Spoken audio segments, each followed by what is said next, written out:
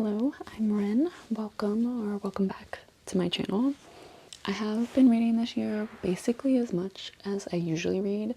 So I think I've read about 16 or 17 books so far, but I haven't really talked about a lot of them on my channel yet. I just had a lot of mixed feelings towards many of them, so I didn't quite know what to say, and it was just a very busy time, so I didn't really even record much at all. But I thought today I would go through most of the books that I've read so far this year and talk about them, give some thoughts. It's not all of them. Some of them I still feel very just like meh about and don't even know what to say or what to think or feel about them, or I just like didn't love them, but I can't really point to a reason as to why, so it just felt strange to talk about them. I have some other books, 1, 2, 3, 4, 5, 6, 7, 8, 9, 10 books to chat about. The first one is Abigail by Magda szabo. This is a Hungarian novel. This one I actually really enjoyed. It follows a teenage girl named Gina. She lives in Budapest with her father at the start of World War II. She lives like a very carefree life. Her father is quite doting on her. She has a lot of like freedom to do as she pleases. And then one day her father says, "You are going to boarding school," and he doesn't really explain why he's sending her away. And so she travels to the countryside to this very Christian, very strict boarding school. She's quite a like spoiled and carefree child, so she struggles significantly being there with all of its rigidness. And while she's there, the other girls tell her about the history of the school, which includes a statue named Abigail in the courtyard who will help you out in your times of need if you write a letter to her. Really loved this one. The main character, Gina, was just so perfectly written. She embodied a teenager and a teenager's like the blinders that teenagers have and the focus on only themselves and their problems so well. You could feel her pain so much, even though like you as an adult reading this know that she's overreacting or needs to be more realistic about the situation that she's in. But she was just such a relatable and endearing character. The setting was really well done. It was such an interesting way of depicting this time because the school is such like a fortress and very closed off from the rest of the country. You feel like very at a distance to the war, and they're so kind of enraptured in the ecosystem of the school that the students are not thinking about the outside world and the war and the implications of all of that. You as like the reader just kind of pick up on that throughout the book, and you see the ways in which the war like kind of seeps into the school, but the students don't realize it because A, they're kids, and B, they're like just so focused on the school. I really loved this one. I'm very excited to read more from Magda szabo. I think I want to read The Door next, which is another one of her like most famous works. So yeah, highly recommend this one. The next book I read is Permafrost by Baltasar. This is translated from the Catalan by Julia Sanchez. It's part of this thematic trilogy. They're all like these slim novels focused on lesbian main characters who feel very at odds and lost in like the world.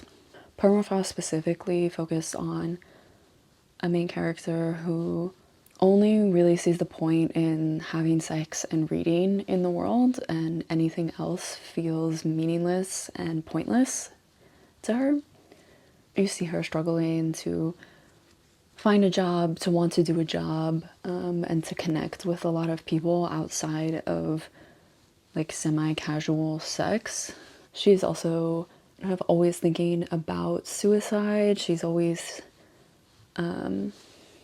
contemplating it and thinking about what the world would be like without her in it. It's definitely a very dark book, which I didn't realize before I read it. This one I had like kind of mixed feelings about. I really loved the writing. It's so beautiful and evocative, and like the descriptions that Baltasar uses for like female bodies and passion, and just generally she's very poetic in her writing. But I did not love this one as much as Boulder, which is the second book in the trilogy. I think part of it was because of the main character. I felt very disconnected with her. I never felt like I understood her super well. I think because I couldn't connect with the main character very much, I just felt like I couldn't get into the book overall.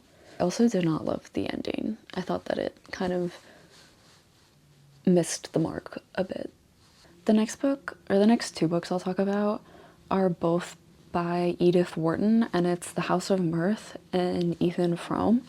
I already have a whole video on Edith Wharton, so I will not spend too much time on these two books, but long story short, I love Edith Wharton's writing. I discovered her this year and I'm obsessed with her. I think she's an incredible writer, and I really, really enjoyed both of these books.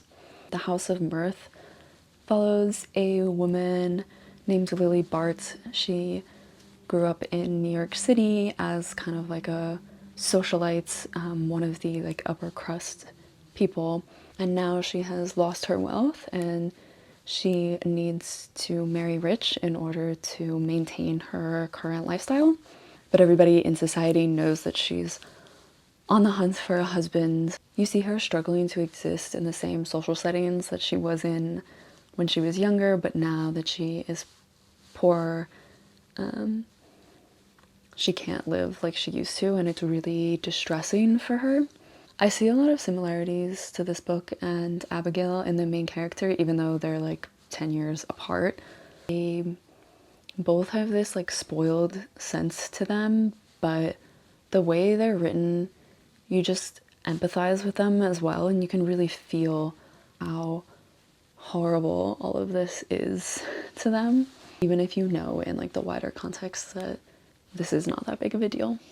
I loved this book. I think Lily Bart was such an interesting and complex character. Her obsession with wealth and beauty and social status, how that was ruling her life and preventing her from ultimate happiness. Very, very interesting book. Ethan Frome is quite different. It follows a man, Ethan, who lives in a farmhouse in New England. He lives with his wife, who is a bit overbearing, and she's quite like she's a hypochondriac. His wife's cousin ends up staying with them for a while, and he becomes obsessed with her cousin and kind of dreams of what his life could have been like if he had married her instead.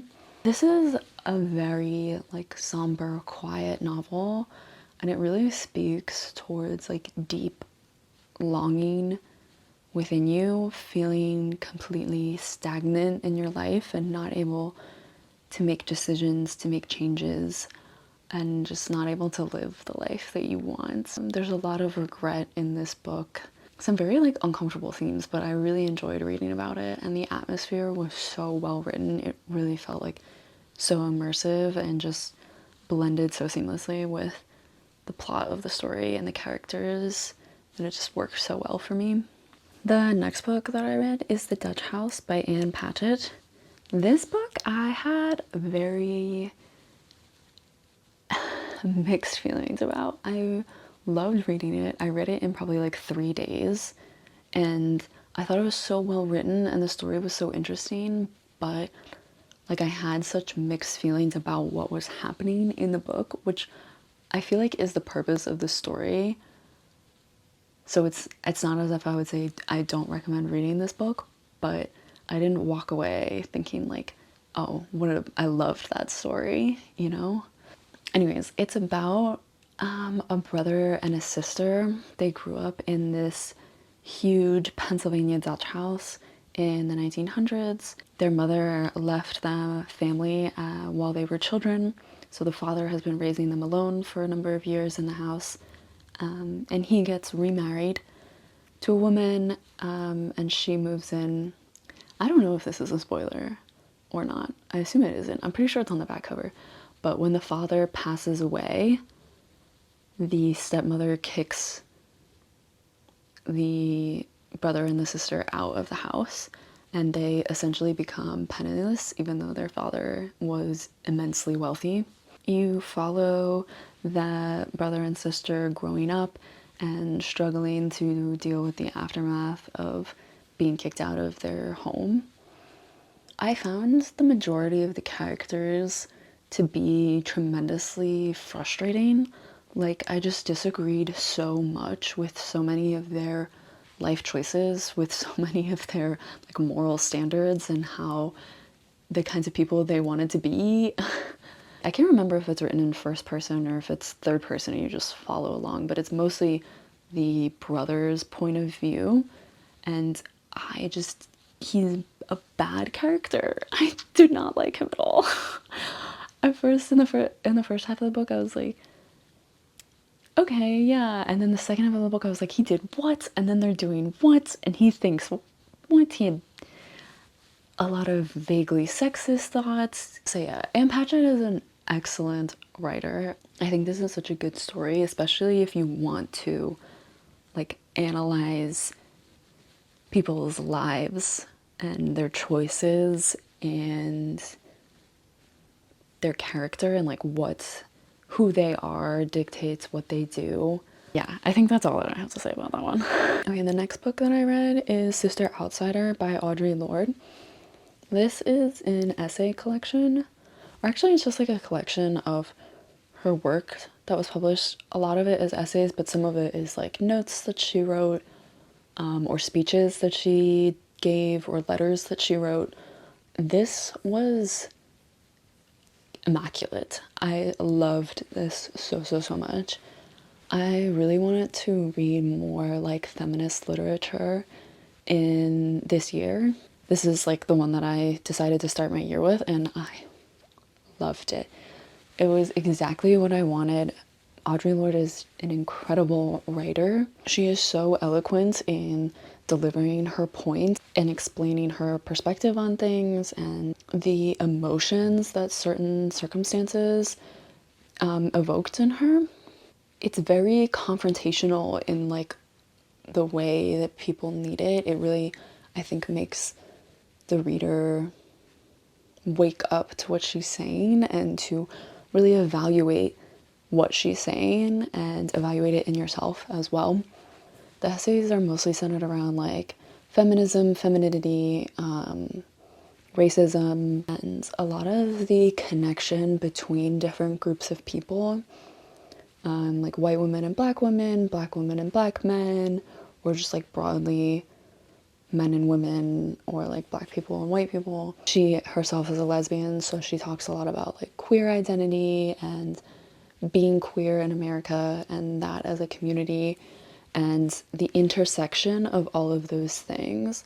She really emphasizes the importance of intersection. For example, she talks about like white feminism before that was like a term and like thinking about white feminists saying that Black identity doesn't matter towards sexism and when you're talking about feminism, and she argues you have to consider all aspects to better understand sexism itself and how to dismantle the patriarchy.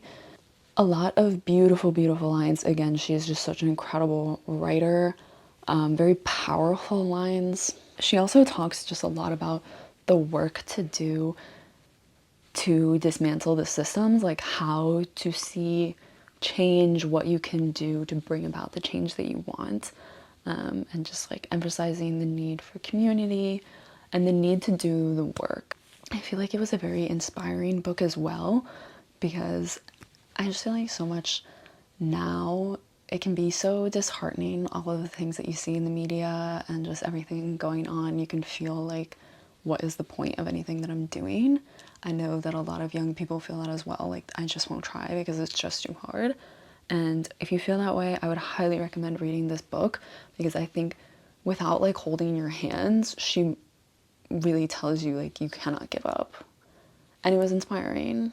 The next book that I have is Pachinko by Mingjing Lee. This is a multi-generational historical novel.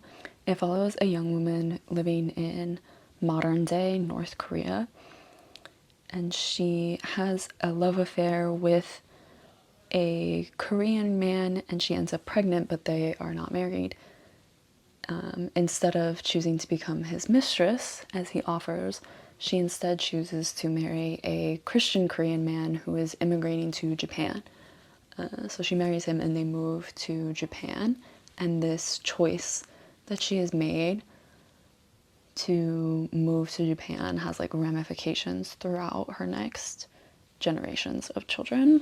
This book was so interesting. I only knew like surface level information about this time and that there was a lot of Korean immigrants moving to Japan, but this really was a story about them and how they were treated in Japan. They were discriminated against actively. The story like just told their hardships, what they had to go through on a daily basis in order to survive. You see them through World War II up until about maybe like the 90s or so. This is a very long book. It's probably about 500 pages or so. I know a lot of people have complained that it was boring in the middle, or it started strong and then it lost its footing. I didn't feel that way. I probably read this book in about a week. It's not like it's my favorite book ever. I wouldn't be like, this is the best book. Everybody should read this book, but I enjoyed it and I thought it was interesting throughout. So much of it was focused on like identity, both as like an immigrant and as a culture and a race, but also like through your family, like how other people's expectations or how your own personal expectations define you and kind of control your life. The next book I want to talk about is Anxious People by Fredrik Backman. I've read quite a few Backman books before. I think Anxious People is his most recent publication, and he has another one coming out later this year. This one follows a bank robber who attempts to rob a bank. They escape and end up in an apartment viewing, and they hold hostage the people who are like viewing the apartment for sale. It has Bachman's like classic writing style, very kind of cheesy, very heartwarming and endearing, a lot of very funny lines, a lot of repetition and truths about life in general. But honestly, this book was kind of a miss for me. You follow like the different people who are being held hostage and the bank robber and how they ended up in this situation and why they're all secretly struggling. But I don't feel like this book does anything different than his other books. It felt like the message that he was trying to say was really similar to a lot of his other books, and I just kind of walked away not really sure what the message was that was anything different than he's already said. The next book I read was The Overstory by Richard Powers. This is another like big book, and it follows about 10 different characters in the 1900s, and kind of you start with like a short introduction to each one and a little snippet of their life, and then it ultimately merges where they kind of become interconnected. Ultimately, this book is about trees and how trees have played a role in each of their lives. The nature writing and the writing on the trees was so good and very interesting. I learned a lot about trees, honestly. And I really enjoyed the beginning part where you learned about each of the characters. But when it started coming together, it really focused more on activism and protesting, logging, and cutting down trees. And that ended up being the majority of the story. It just wasn't very interesting to me. It's not like I'm against protesting, but it was just like 300 pages about that. And I'm not sure that it said anything unique or different. Patricia was definitely my favorite character. She was like a scientist and one of like the first people to publish research papers on trees. And it was very, very interesting. The writing was also kind of difficult. You have to like pay very close attention as you're reading because Powers writes in this very convoluted and confusing way. There's a lot of roundabout ways of saying things and comparisons instead of saying what he actually means. And so you just really had to focus in order to make sure that you were keeping up with what he was actually saying, which I thought was a little annoying. The last book that I read is If Beale Street Could Talk by James Baldwin. This is my first ever James Baldwin, and I really, really enjoyed it. Again, like I think for me, it was the main character. You're told the story through the perspective of Tish, who's a 19-year-old woman. She and her boyfriend were going to get married, but he ends up arrested for a rape that he did not commit. And while he's been arrested, she realizes that she's pregnant.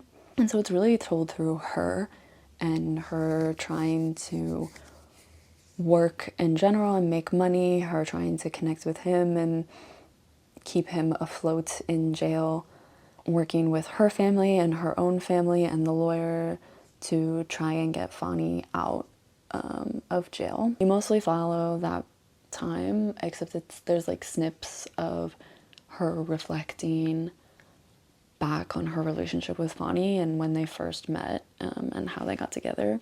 There's a lot of endearing, tender moments of them falling in love and being in love. There's also a huge emphasis on familial love and the support that you gain from family and the need to lean on others. I think it's a really important story.